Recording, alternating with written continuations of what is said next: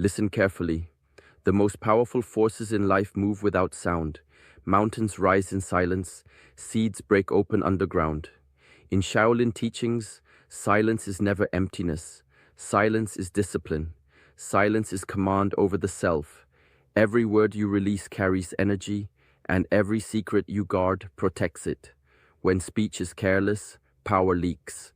When silence is trained, awareness sharpens. I am Heng. In this video, you will learn why certain truths were never meant to be spoken, even to those closest to you. You will learn how ancient Shaolin wisdom aligns with divine instruction, teaching restraint where the modern world teaches exposure. There are moments when speaking weakens intention. There are moments when sharing invites interference. Few understand this, fewer practice it. Across centuries, monks observed a pattern. Those who announced their inner work lost focus. Those who stayed quiet moved with precision. Silence shaped discipline. Discipline shaped mastery. These lessons were passed quietly, never loudly, never publicly. Today, this wisdom feels almost forbidden in a world addicted to constant expression. By staying until the end, you will discover 5 things that were traditionally guarded, not hidden out of fear, but protected out of respect for the inner path. These are not rules meant to control you. They are principles meant to strengthen you. Each one connects mindfulness, self-mastery, and spiritual order in ways rarely discussed openly. This is not about secrecy for pride. This is about alignment. Alignment between action and intention, between faith and restraint, between inner growth and outer silence. Welcome to Heng Chronicles. This channel exists for those walking the path inward, not seeking noise, but clarity. Subscribe and walk this journey with us, quietly, deliberately, and with purpose. There are truths that breathe only in silence. In the old teachings, wisdom was never shouted. It was carried quietly, like a flame protected from the wind. When a truth is spoken too early, it becomes exposed. It is measured by others, judged by minds not prepared to hold it. In this exposure, its strength fades. Ancient masters understood this deeply. They observed that words invite the ego to take control, to decorate the truth, to seek recognition through it. God's guidance does not arrive to impress. It arrives to shape. Often, it comes as a quiet knowing, not a command meant for an audience. When guidance remains unspoken, it stays pure. It moves directly into action, untouched by pride or doubt. The moment it is announced, the ego steps forward and asks to be seen. What was once sacred becomes personal branding. In Shaolin training, students were taught to complete inner work before ever naming it. A monk might train for years without acknowledgement. Strength developed without witnesses. Discipline matured without applause. This was not secrecy born from fear. It was protection born from wisdom. The less you speak of your path, the less resistance you meet from both the world and yourself. There is a subtle danger in explaining divine direction too soon. Language freezes living insight into rigid form. What was meant to guide you becomes something you defend. You begin to serve the story of your calling rather than the calling itself. Silence keeps movement fluid. The ego thrives on exposure. It feeds on reactions, praise, and even criticism. When guidance is kept private, ego starves. What remains is obedience, quiet action, clean intention. This is why many of the deepest transformations leave no trace. They happen inwardly, where God works without interference, and where the self learns to listen rather than announce. The moment a plan is spoken, it enters a crowded space. In ancient traditions, vision was treated like a seed. It was buried before it was revealed. When spoken too early, the world steps in with opinions, expectations, and quiet disbelief. Even well-meaning words carry weight. They bend intention. They introduce doubt where none existed. What begins as clarity becomes noise. Shaolin masters understood this danger.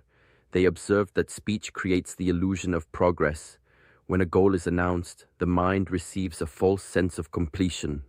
Energy that should move the body into disciplined action escapes through words. The path feels lighter, but the legs grow weak.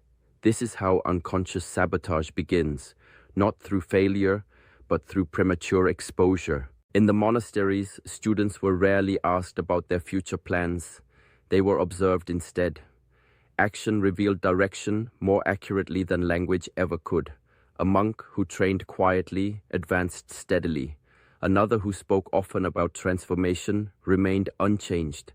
The difference was not effort, it was restraint. Stillness strengthens vision.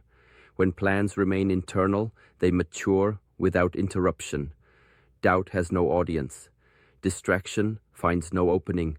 The mind learns to hold intention without seeking reassurance. This is inner mastery, the ability to carry purpose without announcing it. Ancient wisdom teaches that power consolidates in silence. A blade is sharpened away from the battlefield.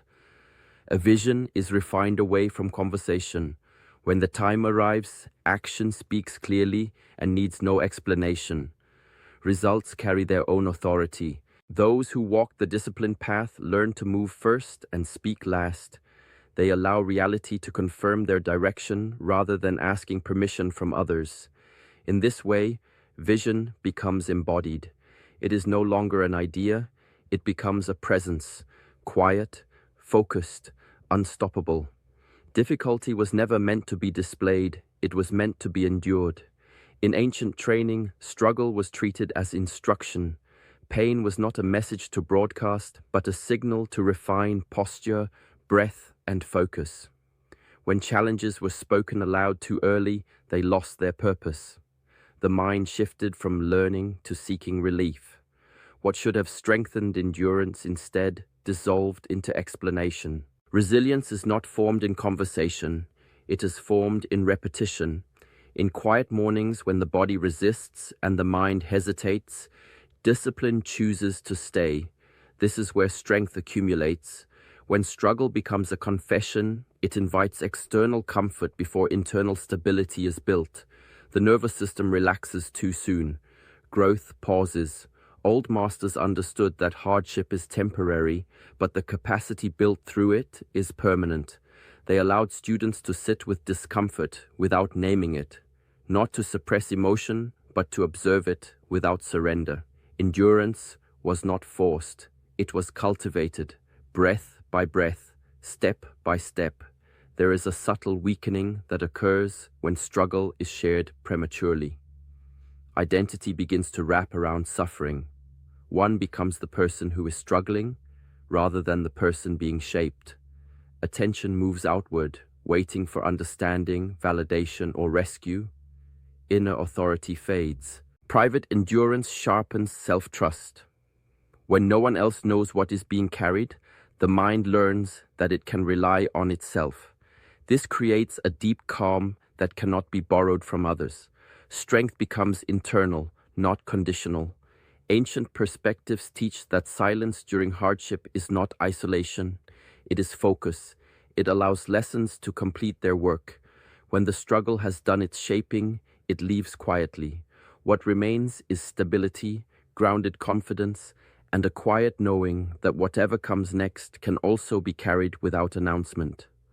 Awakening does not arrive with noise. It settles in like dawn. In ancient paths, moments of deep insight were treated with care, not celebration.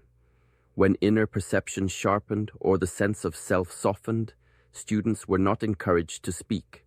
They were encouraged to walk, breathe, and live differently. This was how truth proved itself, not through stories, but through stability. Mystical experiences are delicate. When shared too quickly, they are filtered through other minds, each shaped by different expectations. What was clear becomes questioned. What was subtle becomes exaggerated. The ego listens closely during these moments, ready to attach itself to experience and turn awakening into identity. This is how insight becomes performance. Shaolin traditions emphasized embodiment over explanation. If awareness had truly deepened, Posture changed. Reaction slowed. Compassion widened. There was no need to describe the moment because the moment had already altered behavior. Speaking about it added nothing. Often, it took something away. Ancient teachers warned that naming spiritual experiences too early freezes them. Language traps living awareness into memory. Instead of returning to presence, the mind returns to the story. Repetition replaces renewal. The path becomes something remembered rather than lived. Silence protects purity. When insight remains unspoken, it continues to unfold. It integrates into movement, breath, and decision. There is no audience to impress, no role to maintain. Awareness remains fluid, free from comparison. True awakening simplifies. It removes the need to be understood. It removes the urge to convince. The quieter it becomes, the deeper it goes. Those who walk this path learn to recognize growth not by what can be explained, but by what no longer needs to be said. The moment action is announced, its edge softens. Ancient training observed this pattern repeatedly. When intention is spoken aloud, the mind releases tension as if the task has already begun. Words create a sense of movement without movement itself. The body remains still, but the mind feels satisfied. Urgency fades. Discipline weakens before it has a chance to take form. In disciplined paths, silence was used to preserve momentum. A student who spoke less moved more. There was no rehearsal through language, no early relief through recognition. Energy stayed contained, directed inward, waiting for execution. This containment sharpened focus. Action, when it came, arrived with force and clarity. The mind is easily deceived. It confuses expression with effort, explaining plans, sharing intentions, receiving acknowledgement. All of these trigger the same reward systems as actual progress. Ancient practitioners learned to guard against this illusion. They trusted results, not declarations. Execution demands presence. It requires the body to engage discomfort, resistance, and uncertainty. Talking avoids these thresholds. It keeps intention safe, untouched by failure. But safety produces no mastery. Discipline only reveals itself when action continues after motivation disappears. In traditional training, progress was never announced. It was demonstrated quietly through consistency. The student who endured repetition without speaking developed an unshakable rhythm. Action became habitual, effort became calm. There was no need to declare discipline because discipline was visible in behavior. Silence restores urgency. When no one knows what is being built, there is no external timeline, no pressure to perform. Only the task remains. This is where execution becomes honest. Each step is taken not to be seen, but to be completed. And in that completion, discipline proves itself without words. Action loses its sharpness the moment it is announced. Old traditions noticed how quickly intention weakens when it is released into words. Speaking creates a false sense of arrival. The mind relaxes, believing something meaningful has already happened. Yet nothing has moved. No effort has been tested. No resistance has been met. Urgency dissolves into comfort. In disciplined paths, silence was used as a form of pressure. When nothing was spoken, the task remained alive inside. It demanded attention. It created a quiet tension that pulled the body forward. This inner pull was precious. Once it faded, action became optional. Masters guarded this energy carefully. The mind is skilled at imitation. It imitates work by talking about work. It imitates courage by explaining future courage. It imitates discipline by planning discipline. Each imitation feels productive, yet produces nothing. Ancient training exposed this deception early. Students learned that discipline does not live in intention. It lives in repetition. Execution is where self-mastery is tested. When fatigue appears, when distraction calls, when excuses become convincing, talking avoids these moments. Action confronts them directly. Only through execution does the mind learn obedience. Only through doing does discipline harden into character. In old monasteries, progress was rarely discussed. It was observed. The one who trained daily needed no announcement. The rhythm of their movement revealed everything. Silence removed performance. It left only consistency. When action is kept private, urgency remains intact. There is no release valve. The pressure turns inward, fueling effort. Each step taken becomes a commitment renewed. In this way, discipline becomes quiet, reliable, and deeply rooted, proven not by words, but by what continues to be done when no one is watching. Pain has its own timing, and wisdom does not rush it. In ancient practices, discomfort was approached with patience rather than escape. When pain arose, it was not immediately named or displayed. It was observed, breath slowed, attention stayed present. This was not avoidance, it was discipline. The understanding was simple. Pain speaks in layers, and the first impulse to share it often seeks relief, not truth. When pain is released too early through words, the mind looks outward for comfort. Validation arrives, and with it, temporary ease. Yet the deeper message of the experience remains unheard. What could have transformed awareness instead dissolves into reassurance. The sensation fades, but the lesson is postponed. Mindfulness teaches a different response. To sit with pain without judgment, to feel it fully without becoming it. This stillness allows pain to change shape. What begins as intensity becomes information. Tightness reveals fear, pressure reveals resistance, fatigue reveals attachment. In this quiet observation, wisdom begins to form. Ancient disciplines understood that suffering is not an enemy. It is a teacher with a strict method. If interrupted, it returns. If respected, it completes its work. Students were guided to stay present long enough for insight to emerge naturally, not through analysis, but through awareness. Sharing pain has its place, but timing matters. When shared after understanding, it becomes guidance. When shared before, it becomes noise. Inner mastery is the ability to discern the difference, to know when silence strengthens and when speech heals.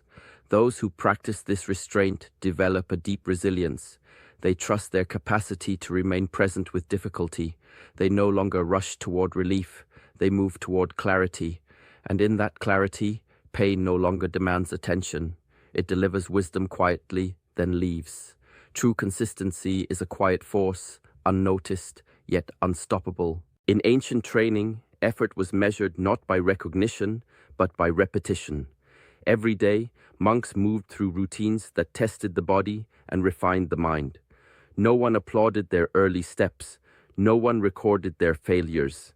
Yet in this unseen practice, mastery quietly accumulated. When discipline becomes public, it risks shifting from practice to performance. The mind begins to seek approval, and the purity of effort dissolves into show.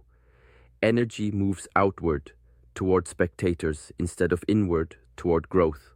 Shaolin teachings emphasized that mastery is forged in solitude. A student who trained away from eyes and praise developed a rhythm that was unshakable.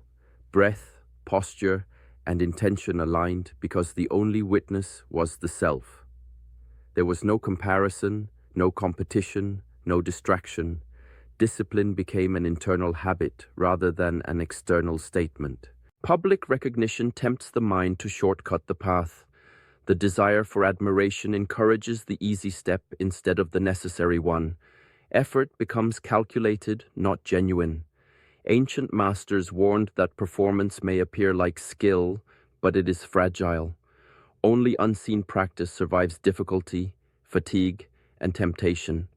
Only unseen discipline solidifies into true character. In stillness, repetition transforms. Each motion, each decision, each return to effort strengthens the foundation. There is a hidden power in this quiet accumulation. Over time, the work reveals itself naturally through results, through calm confidence, through unwavering presence. No announcement is required. The path does not seek attention. It only seeks the one willing to walk it, day by day, silently, with intent. The essence of consistent discipline is patience, humility, and trust in the unseen process. Mastery is not displayed, it is lived. Faith is not built in noise, it grows in quiet observation. In ancient traditions, belief was cultivated like a seed buried beneath the soil. It required time, attention, and patience. Questions and doubts were natural, but they were not meant for immediate display. Speaking them aloud often invited external influence, opinions, advice, or judgment that could distort the mind's own process. When doubt is broadcast, it takes root in the wrong place, feeding anxiety instead of understanding. Silence allows reflection to take its proper course. Sitting with a question, observing it without rushing toward resolution, teaches the mind to tolerate uncertainty. In this stillness, clarity begins to emerge gradually, not as a forced conclusion, but as a natural revelation. Ancient masters emphasized that the internal dialogue of faith is more reliable than any external echo. The more one listens inwardly, the less one becomes trapped in fleeting emotions. Faith that is tested privately strengthens without fanfare. Each moment of reflection builds resilience, discernment, and subtle confidence. It is not fragile because it has been shielded from distraction and performance. The practice is not to avoid doubt, but to meet it with patience, allowing understanding to surface from experience rather than opinion. The path of inner mastery values questions as guides, not as declarations. Every doubt contains a lesson, but only when treated with care and presence. The mind learns to differentiate between passing uncertainty and the deeper call of truth. Through silence, faith becomes fluid, adaptive, and resilient. It is not imposed, it is earned quietly. Reflection turns uncertainty into insight, and patience transforms questioning into strength. The clarity that arrives in stillness carries permanence that spoken doubt rarely achieves. Faith, like a tree, grows strongest beneath the surface, away from the wind of external voices. True strength does not need a name. In the quiet halls of ancient training, warriors observed that announcing power often diminishes it. To speak of ability is to invite scrutiny, challenge, and expectation. Energy leaks into impression, and the mind shifts from mastery to performance.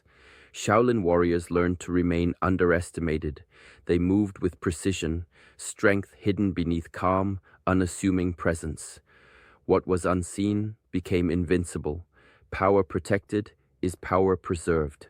When strength is guarded, it can be applied without distraction or interference. The world often measures ability by declaration or display, yet the ancient path understood that true capability is confirmed in action, not recognition. Each skill honed quietly becomes sharper, more reliable, and untainted by ego. To reveal it prematurely is to risk corruption.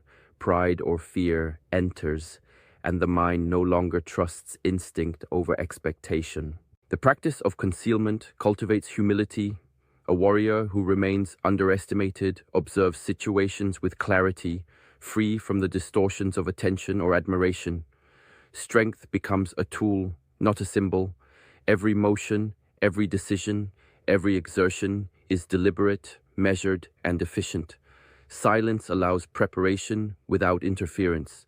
Restraint transforms potential into readiness.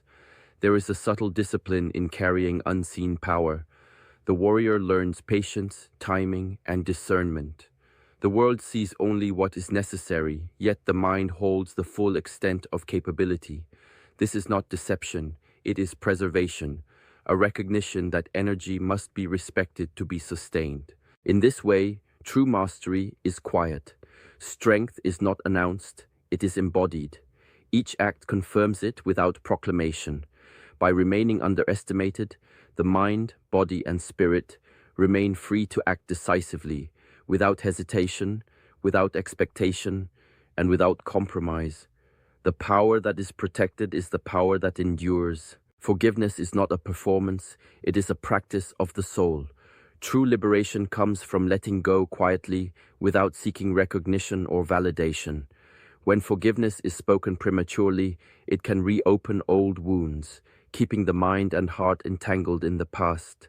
But when held within, it dissolves resentment and fear, leaving space for peace, clarity, and strength to grow. The wisdom of ancient teachings reminds us that the deepest transformations happen in silence, through patience, reflection, and inner mastery. Apply this in your daily life by observing, releasing, and allowing compassion to quietly guide your actions. In this way, every challenge becomes an opportunity to cultivate calm, resilience, and freedom. Thank you for walking this path with us today. If this message resonated, like the video, subscribe to Heng Chronicles, and continue your journey of quiet strength and mindful living with us.